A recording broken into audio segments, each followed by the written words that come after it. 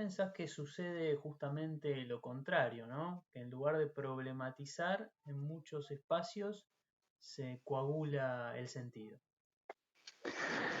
Porque en realidad Lacan es un autor difícil, es un autor complejo por su estilo. No es que sus conceptos sean difíciles, el estilo de Lacan es difícil. Entonces cuesta acercarse a los conceptos. Cuando uno puede despejar la dificultad del estilo lacaniano de transmitir conceptos, uno se da cuenta que los conceptos son claramente entendibles, como los de cualquier otro pensador.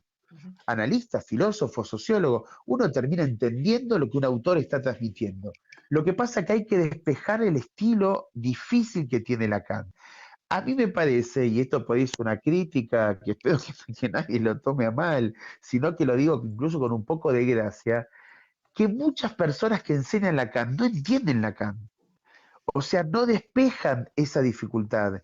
Y entonces lo que transmiten es como ese primer acercamiento dogmático de repetición de frases, Ujú. porque en el fondo no se las interrogan. Entonces, una dificultad es que muchos que enseñan no terminan de entender Lacan y entonces repiten frases. Después hay otro problema, que hay muchos analistas que están tan tomados en cierta fascinación con Lacan que no pueden cuestionarlo. Digo, es tanto el amor por Lacan que no pueden ubicar ahí cuestionamientos sus conceptos.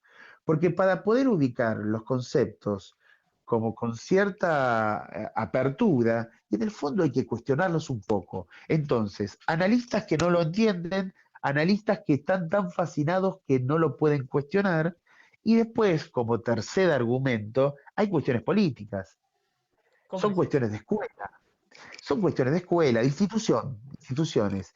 Hay Ujú. instituciones que adhieren a un modo de leer Lacan, un modo de entender Lacan, y entonces se ajustan a eso.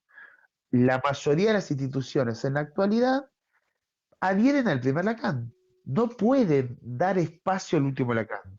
Adhieren, sostienen, defienden al primer Lacan y invalidan avances con el último Lacan, ¿no? Y entonces, por ejemplo, me ha pasado a mí circulando por distintas instituciones donde planteo cuestiones que tienen que ver con el último Lacan y se empiezan a escuchar, bueno, está bien, pero eso, Lacan lo dice como, o sea, empiezan a aparecer frases que relativizan al último Lacan y que vuelven al primer Lacan.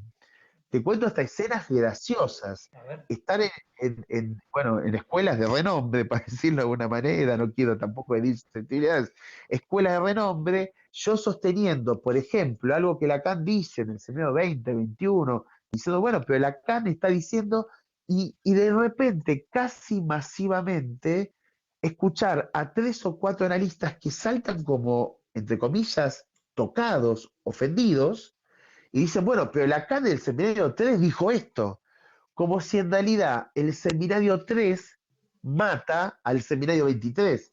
No sé si se entiende lo que trato Ujú. de Sí, decir. sí, sí, Como si claramente. en realidad, como si en realidad el origen no puede ser superado por lo que vino después. Esa lectura, que en realidad es conservadora, alguien que dice, no, bueno, pero Lacan al principio de su enseñanza dijo esto, y uno está citando lo que el mismo Lacan dice al final de su enseñanza, como si eso no sirviera, ese tipo de lectura conservadora es típica de muchas instituciones. Son pocas las instituciones que abren al último Lacan o que abren a lecturas críticas de Lacan cuando en realidad Lacan es un autor genial, digo, soy lacaniano, o sea, me defino a partir de él, y es genial, es el autor que elijo, digo, no elijo, Ujú. no soy Foucaultiano, no soy sartreano, soy lacaniano, o sea, eso está clarísimo, pero Lacan es un autor que se murió en el año 81, o sea, ya han pasado 40 años, es tiempo de empezar a poder pensar más allá de Lacan. Esto no invalida a Lacan, esto es poder seguir más allá de él. Y Ujú. sin embargo, hay muchas instituciones que se rasgan las vestiduras cuando uno trata de plantear un mínimo cuestionamiento de Lacan, como si Lacan fuera un intocable. Esas lecturas conservadoras, dogmáticas, cuasi religiosas, son las que han producido una transmisión del psicoanálisis con ese sesgo, coagulado de sentido, fijado al primer Lacan, muy cerrado, poco abierto. Con esto me das un poco el pie también para preguntarte por la vigencia del psicoanálisis en la actualidad, ¿no? ¿Qué tan vigente está el psicoanálisis y por qué es una herramienta o una psicoterapia que todavía produce efectos? Mira, te respondo desde una frase de Lacan que es de 1974, está editada en un texto que se llama El triunfo de la religión. Él dice en ese texto dice que la ciencia y el psicoanálisis van a fracasar, ahí donde la religión triunfe, ¿no? ¿A qué se refiere Lacan con eso? Si la ciencia y el psicoanálisis no pueden renovarse, fracasan. Si no hay la posibilidad de seguir pensando, hay algo de eso que fracasa, porque tanto la ciencia como el psicoanálisis, uno puede pensar cualquier práctica racional, cualquier práctica que esté dentro del campo de las ciencias humanas o sociales, corre los mismos efectos. Ujú, Si no puede repensarse, fracasa porque en realidad interrogan la verdad, dice Lacan ahí. Como cuestionan la verdad, la ciencia, el psicoanálisis cuestionan la verdad. De hecho, Lacan dice esta frase que es tan famosa, la verdad se dice a medias.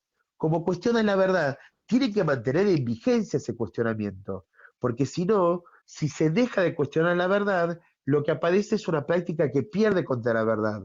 La religión adora la verdad, sostiene como absoluta la verdad. La verdad es indiscutible para una religión. ujú. Entonces no se tiene que renovar la religión, se sostiene por la defensa de la verdad.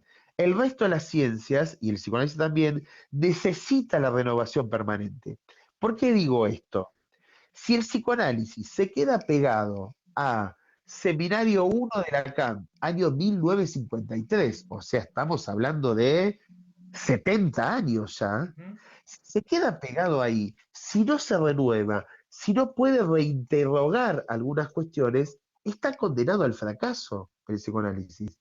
Y es lo que empieza a pasar, que en realidad muchos pacientes circulan por analistas que siguen pensando con categorías del año 50, con categorías del año 60, ¿A y que qué en te referís realidad, con categorías?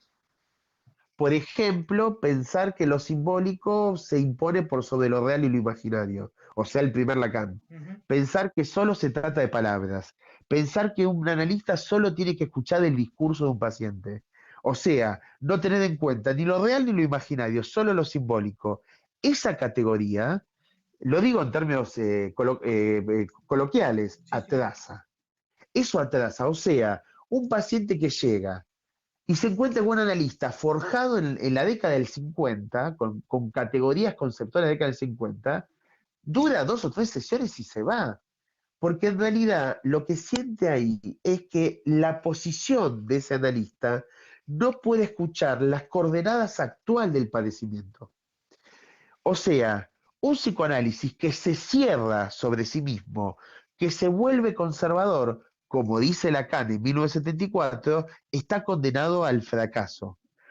Un psicoanálisis que se abre a la apertura, a la interrogación, al cuestionamiento, a seguir avanzando, o sea, a no perder de vista que se sigue pensando, que no hay estancamiento, sino que hay movimiento, ese psicoanálisis sí está a la altura de las coordenadas o de los malestares de época. De hecho, considero que el psicoanálisis es, dentro de las prácticas del campo de la salud, la que mejor responde, la que mejor puede pensar, la que mejor encuentra modos de solución al padecimiento de la época. Pero sí es un psicoanálisis que se mantiene en vigencia, no si se cerró de manera conservadora, dogmática, a posiciones de los inicios de la década del 50, donde Lacan empieza su enseñanza. O sea, el psicoanálisis está a la altura de la época. De hecho, es quien mejor responde cuestiones de la época.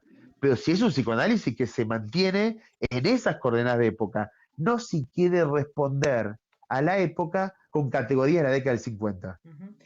Tomando esto y aprovechando este episodio que tuvimos todos en nuestra vida, como es la cuarentena, la pandemia y demás, ¿cuáles los efectos que tuvo esto sobre la clínica, ¿no? En tren de pensar a los analistas en esta época y cuál es la apuesta que vos armaste desde tu institución para la formación de analistas.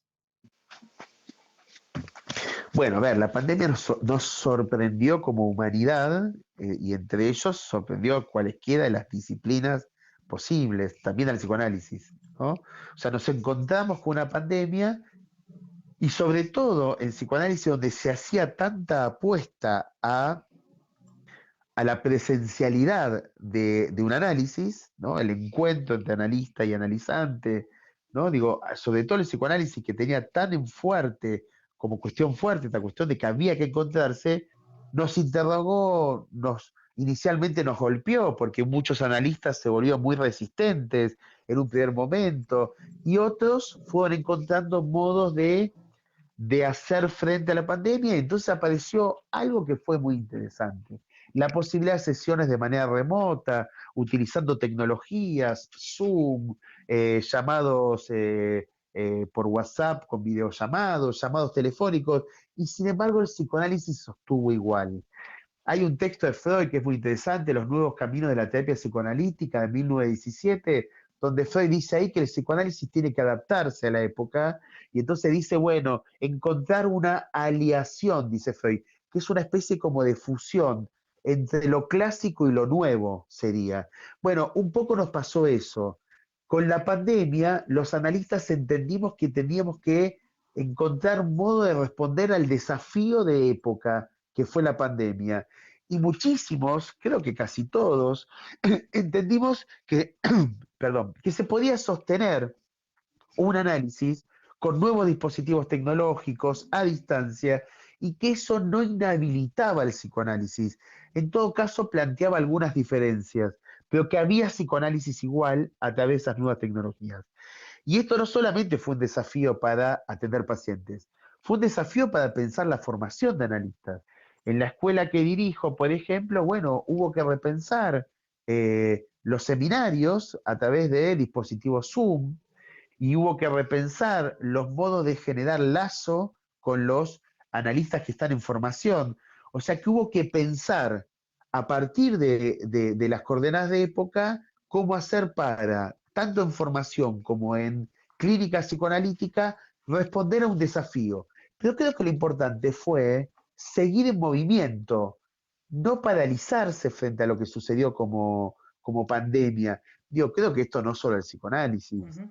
a cualquier instancia humana de la cultura, la pandemia lo desafió a empezar a moverse y encontrar nuevas respuestas. Bueno, te súper agradezco por tu tiempo, Darío. Muchísimas gracias, siempre un gusto y esperemos tenerte nuevamente en este espacio de psicología virtual. No, la verdad que el agradecimiento es mío. Disculpa, te digo una cosita más ahí que quedó en un Sí. momento. El psicoanálisis en la actualidad enfrenta nuevos desafíos. Por ejemplo, la cuestión de género, géneros, la cuestión trans, la violencia de género y la caída del patriarcado, el machismo, algo claramente a que cae y que se interrogue, son nuevos desafíos, entre otros.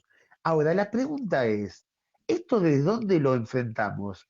¿Desde teoría del Edipo, que sostiene al padre y sostiene el machismo fálico? No sé si se entiende. Sí, sí, sí, sí. Hay que renovar las estructuras de pensamiento. Problematizar Porque la si época no, también. claro, problematizar, porque si no, seguimos respondiendo con categorías que son de otro momento, que fueron válidas en ese momento, pero que en estas coordenadas actuales no terminan de responder, no terminan de abrir suficientemente los temas de debate. El psicoanálisis necesita reinventarse y esa es otra frase de Lacan, célebre, ¿no? Él le pide a los analistas que se reinventen. No es solamente el movimiento que hizo Lacan, que es el mismo movimiento que hizo Freud, inventar, reinventarse. Es un movimiento ético al que estamos llamados también nosotros a reinventar al psicoanálisis.